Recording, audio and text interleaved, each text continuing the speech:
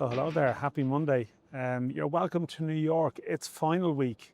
It's the final Monday when the World Cup is taking place. Although there's no games today and no games on Sunday either. It's sort of that strange period where the competition shrinks away to just a small number of remaining matches. We're into the final four. We've got a brilliant semi-final cast, but there is that degree of sadness that it is coming towards the end. I have to say, I arrived into New York earlier, and the first shirt I saw was a Kerry shirt, contrasted with earlier in the competition where this was almost a hub. You'd see fans going in different directions. There'd be watch parties for the games that day, all sorts of different shirts, and a real sense that the World Cup was on. Now it's a little bit different. We've got a semi-final on Tuesday in Dallas. We've got a semi-final in Atlanta on Wednesday. And yeah, the teams and the fans that are engaged in that are hoping to be coming here for the weekend. So I'll be catching up with Joe Malloy here doing a podcast for the Indo Sport. And I suppose, yeah, we are getting towards that stage now where you're just thinking about who's going to win this thing, as opposed to maybe all the other general themes and sort of conversations that you're having. The quarterfinals, I think, did they ignite? I suppose that's a matter of debate. The two games I was at, it was sort of unusual. It was England-Norway on Saturday in Miami and Spain-Belgium firstly in Los Angeles on Friday. And really, it was one of those where almost the teams who were knocked out were almost just happy they'd got this far. That sense of being content, they gave it a bit of a go, but almost like subservient in some ways when it came to it. I mean, Belgium in the past, like the great underperformers in these competitions, this time probably did as well as could be expected, especially in LA against Spain, like an amazing sort of futuristic stadium, almost a bit flat in a way, I would say, atmosphere-wise, because you are talking about Spain and Belgium. It's unusual, it's maybe hard to explain to people that some of the Central European teams, they're not particularly well supported. They don't have great travelling fan bases. In particular, Spain, it's just not really wrapped into the culture of going to away games, even I suppose domestically within the country for club matches, and internationally it's always a little bit of a pronounced version of that. So it was, a sort of a tourist crowd as opposed to a real engaged fan base in that game, when Belgium, it has to be said, when they lost Tielemans beforehand, they lost Courtois during the game. Obviously De Bruyne is a diminished presence. He was back in the side here. They made life a little bit uncomfortable. Spain conceded their first goal of the competition. There was a spell after half time where you think, oh, they're rocking a little bit here. But not really, because Spain just have this sort of metronomic sense to keep going.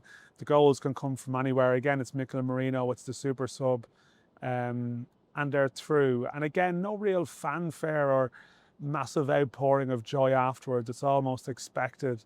I wrote about this, the sort of bizarreness in the mix zone, the interview area where players are coming through and not really talking, but then there's a journalist there handing out sweets to the players, and Lamine Yamal is stopping and posing for a photograph with a fake Oscar that was presented to him, and sort of a little bit bizarre, but probably reflective of almost of like an expectancy. There wasn't that raw emotion. France-Morocco, there was a little bit of that, I suppose.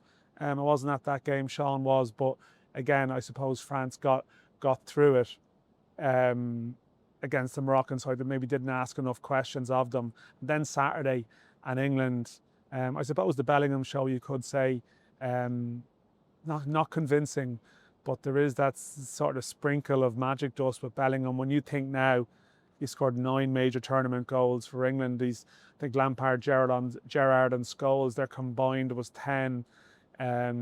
He is this sort of, maybe, I don't know, there's been that divisive talk around him in some of the English press. It's a strange one. He didn't play for he hasn't played for one of the big English clubs, so he's not affiliated with any sort of section. His dad represents him. He's played mostly, as we know, in Europe, like in Germany, after leaving Birmingham, and then in Madrid. So I don't know, he's not like one of their boys in some respects, but yet he is the one that is dragging England over the line, even if he does have this sort of unusual relationship with Thomas Tuchel, where Tuchel is coming out afterwards critical of the performance, and probably speaking pretty accurately about the display. But Bellingham obviously has the credit in the bank to shoot back a little bit, and it's just another dynamic that adds to the final week, and Atlanta on Wednesday where they face Argentina, which is, look, it's an iconic pairing. It is England v Argentina. You say it, and certain games come into your mind. It is. I mean, that must be said. I think the Swiss, maybe of all the losing quarter-finalists, like, I felt I was a bit disappointed about Norway, that they just lost away a little bit. Maybe they didn't believe. Maybe you see afterwards, even Haaland and Odegaard almost very content with their campaign, like it was a game too far. They beat Brazil and they were sort of almost satisfied with that. Whereas I felt Switzerland, as much as they contributed to a pretty dull game against Colombia last week that I was unfortunate enough maybe to attend, they did put it up to Argentina. They had the red card for Mbolo. Now, it was the right decision, I think, but still it adds to any Argentine conspiracy theories that you have. But they were competitive and they hung in there, and if it stayed 11 v 11, then I don't know. I'm not exactly convinced that we would have got the semi-final that we've ended up getting, but with all due respect to our Swiss friends, I think most neutrals are going to be happy enough with that we have got that heavyweight pairing, even if the quarterfinals weren't exactly top notch. I think maybe it's a price to pay to get the semi-final combination that we have. So yeah, I'm here in New York for a day or two. I said I'm catching up with Joe Malloy, going to do a bit of a pod for InnoSport. You can catch us there, maybe a bit of a wrap of the competition so far. Sean is in Dallas for France v Spain, which at one point on Saturday I was thinking he's completely he's got the dream ticket here, and look, that may still be, I think, the best football match of the two, although as I said earlier, neither France or Spain will travel in great numbers, so I'm not so sure about the event. Whereas when you get to England, Argentina and Atlanta, you are talking about an event, you're talking about a city centre location. You can walk to the place, so you've got two fan bases who properly travel, who have a bit of history, as we know. So it's just going to have a real energy about it. The two best teams in the competition, as Lamine Yamal said, are they're probably playing on Tuesday. I think it's hard to argue with that in terms of how impressive they've been. England, Argentina, a little bit more chaotic, a little bit more emotional, but that's why Wednesday actually could be maybe the more memorable of the two semis, maybe not from the football quality point of view, but just in terms of the storylines. So yeah, there's a lot to look forward to this week. As I said, it feels a little bit bare around New York. It's sleeping a little bit at the beginning of the week as much as it can. It's not supposed to, by reputation.